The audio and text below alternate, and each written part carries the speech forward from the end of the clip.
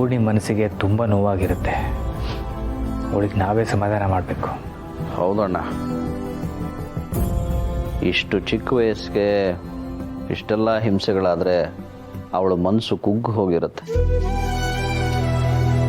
ನಾವೆಷ್ಟೇ ಅಂದ್ಕೊಂಡ್ರು ಜನಾರ್ದನಿಂದ ಈ ವಿಷಯ ಮುಚ್ಚಿಡೋಕ್ಕಾಗಲಿಲ್ಲ. ಹೋಗಲಿ ಬಿಡಿ, ಅದಕ್ಕೆ ಇವತ್ತಲ್ಲ ನಾಳೆ ಅದು ಗೊತ್ತಾಗಲೇಬೇಕಿತ್ತು. ಇವತ್ತು ಗೊತ್ತಾಯ್ತು. ಪೂರ್ಣಿನ ಸಮಾಧಾನ ಮಾಡಬೇಕಷ್ಟೆ. ಪೂರ್ಣಿ ಕಣ್ಣಲ್ಲಿ ನೀರು ಬಂದರೆ ಈ ಮನೆಗೆ ಶ್ರೇಯಸ್ಸಲ್ಲ. ಅವಳು ಈ ಮನೆ ನಂದಾದೀಪ. ಅವಳು ಯಾವಾಗಲೂ ನಗ್ನಗ್ತಾ ಇರಬೇಕು. ಅವಳಿಗೆ ಈ ನೋವನ್ನು ಮರೆಯೋ ಶಕ್ತಿ ಆ ಭಗವಂತ ಬೇಗ ಕೊಡಲಿ.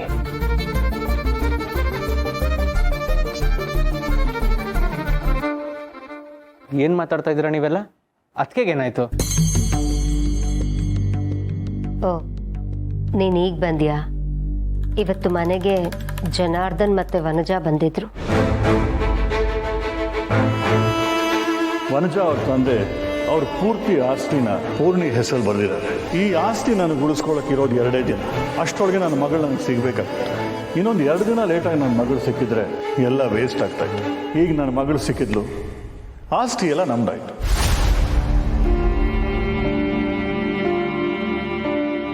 ಅದಕ್ಕೆ ಎಲ್ಲಿದ್ದಾರೆ? ರೂಮಲ್ಲಿದ್ದಾಳೆ. ನಾನು ಈಗಲೇ ಅದಕ್ಕೆ ನೋಡಕ್ಕೆ ಹೋಗ್ಬೇಕು. ಅಭಿ ಬೇಡ, ಅವಳಿಗೆ ಸಮಾಧಾನ ಆಗೋವರೆಗೂ ಅವಳನ್ನ ಸ್ವಲ್ಪ ಹೊತ್ತು ಅವಳ ಪಾಡಿಗೆ ಬಿಟ್ಬಿಡೋಣ. ನನಗೆ ನಂಬಿಕೆ ಇದೆ ಅವಳು ಆದಷ್ಟು ಬೇಗ ಇದರಿಂದ ಹೊರಗೆ ಬರ್ತಾಳೆ ಅಂತ. ಹೌದು, ಪೂರ್ಣಿ ಗಟ್ಟಿ ಮನ್ಸಿರೋಳು. ಇಷ್ಟು ವರ್ಷ ಅನಾಥೆಯಾಗೇ ಬೆಳೆದಿದ್ದಾಳೆ. ಈಗಾಗಲೇ ಸಾಕಷ್ಟು ನೋವುಗಳನ್ನು ಅನುಭವಿಸಿದಾಳೆ. ಇಂಥ ನೋವುಗಳನ್ನು ಎದುರಿಸೋ ಶಕ್ತಿ ಅವಳಿಗಿದೆ. ಆ ದೇವರು ಯಾಕೆ ಹೀಗೆ ಮಾಡ್ತಾನೋ ಗೊತ್ತಿಲ್ಲ. ಕೆಟ್ಟವರು, ಕೆಟ್ಟದನ್ನು ಮಾಡೋರು ಚೆನ್ನಾಗೇ ಇರ್ತಾರೆ. ಆದರೆ ಒಳ್ಳೆಯವರು, ಮನಸ್ಸಲ್ಲಿ ಪ್ರೀತಿಯನ್ನೇ ತುಂಬಿಕೊಂಡಿರೋರು ಪದೇ ಪದೇ ನೋವನ್ನು ಅನುಭವಿಸ್ತಾನೆ ಇರ್ತಾರೆ.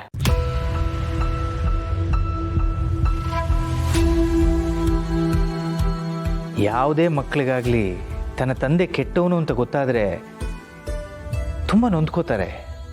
ಅದರಲ್ಲೂ ತನ್ನನ್ನು ತನ್ನ ತಂದೆ ಬರೀ ಆಸ್ತಿಗೋಸ್ಕರ ಮಾತ್ರ ಬೇಕು ಅಂತ ಹೇಳ್ತಾ ಇದ್ದಾರೆ ಅಂದಾಗ ಮನಸ್ಸಿಗೆ ಹಿಂಸೆ ಆಗುತ್ತಲ್ವಾ?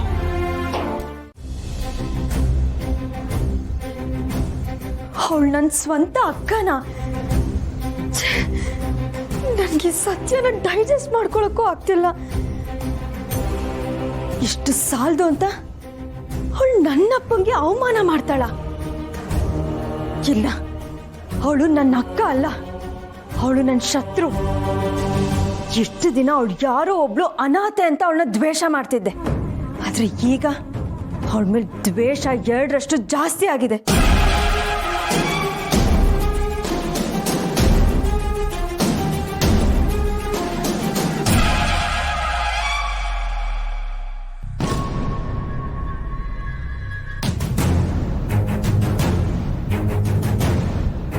ದೀಪಿಕಾ,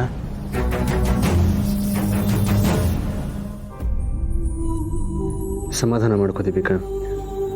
ನನಗೆಲ್ಲ ವಿಷಯನೂ ಗೊತ್ತಾಯಿತು.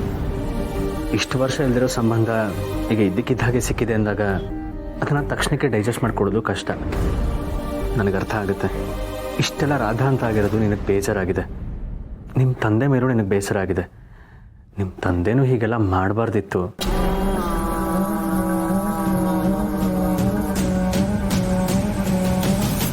ಅವ್ರಿಗೆ ಯಾಕಿಂಥ ಕೆಟ್ಟ ಬುದ್ಧಿ ಬಂತೋ ನನಗೆ ಗೊತ್ತಿಲ್ಲ. ಮುಂಚೆ ಹೀಗಾದಾಗ ನಾನೇ ಅವ್ರನ್ನ ಸಪೋರ್ಟ್ ಮಾಡಿದ್ದೆ. ಆದರೆ ಈಗ ಅವ್ರು ಮಾಡಿರೋದು ತಪ್ಪು ಅಂತ ನನಗೆ ಅನ್ನಿಸ್ತಾ ಇದೆ. ಅದಕ್ಕೆ ದೇವತೆ ಅಂತವ್ರು ದೀಪಿಕಾ. ಅಂಥವ್ರನ್ನ ಮಗಳಾಗಿ ಪಡೆಯೋದಕ್ಕೆ ನಿಜವಾಗ್ಲೂ ನಿಮ್ಮ ಅಪ್ಪ ಅಮ್ಮ ಪುಣ್ಯ ಮಾಡಿರಬೇಕು. ಅಂಥದ್ರಲ್ಲಿ ಚಿಕ್ಕ ವಯಸ್ಸಲ್ಲಿ ಅವರು ದುರಾದೃಷ್ಟವಾದ ಮಗು ಅಂತ ಅವ್ರನ್ನ ಅನಾಥೆಯಾಗಿ ಮಾಡಿದ್ದಾರೆ. ಆ ತಪ್ಪನೇ ಕ್ಷಮಿಸಕ್ಕಾಗಲ್ಲ. ಅದು ಸಾಲದು ಅಂತ ಈಗ ಆಸ್ತಿಗೋಸ್ಕರ ಅದಕ್ಕೆ ನಮ್ಮ ಮಗಳು ಅಂತ ಒಪ್ಕೋತಿದ್ದಾರೆ. ಎಂಥ ಕ್ರೂರ ಅವ್ರ ಮನಸ್ಸು ನಿಮ್ಮ ಅಪ್ಪಂದು.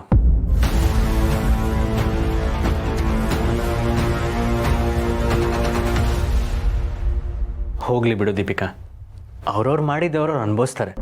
ಆದರೆ ನೀನು ತುಂಬ ಲಕ್ಕಿ. ಇಷ್ಟು ವರ್ಷಗಳಾದ್ಮೇಲೆ ನಿನಗೊಬ್ಳು ಅಕ್ಕ ಇದ್ದಾಳೆ ಅಂತ ಗೊತ್ತಾಗಿದೆ. ಅದರಲ್ಲೂ ನೀವಿಬ್ರು ಒಂದೇ ಮನೆಗೆ ಸೊಸೆಯಾಗಿ ಬಂದಿದ್ದೀರಾ. ಎಂಥ ಕೋಇನ್ಸಿಡೆನ್ಸ್ ಅಲ್ವಾ?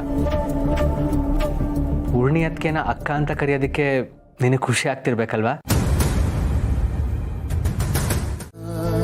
ಆಹಾ, ನೈಲ್ ಪಾಲಿಶ್ ಹಾಕಿರೋ ಬೆರಳಿಗೆ ನೈಲ್ ಪಾಲಿಶ್ ಹಾಕೋಕ್ಕೆ ನನಗೆ ಏನು ಅನ್ಕೊಂಡಿದ್ಯಾ? ಎಲ್ಲಿ ಕಾಲ್ ಚಾಚು. ಕಾಲ ಹಾ,